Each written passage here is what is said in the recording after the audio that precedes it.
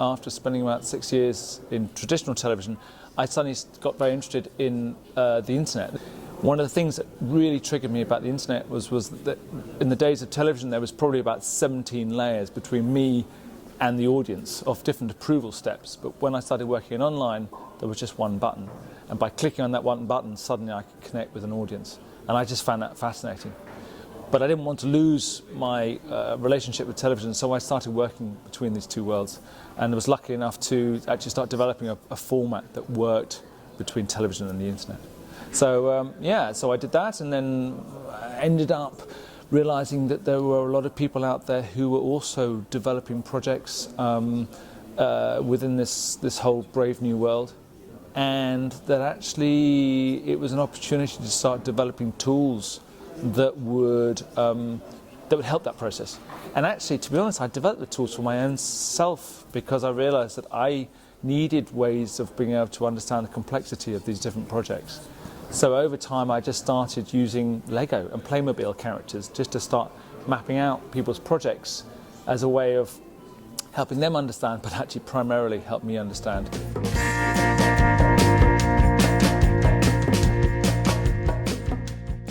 The thing is that as we develop stories in a transmedia or cross-media world, those stories often become more complex. And they're complex not just in the story, but also in the fact that we often have to involve a lot more people in the process.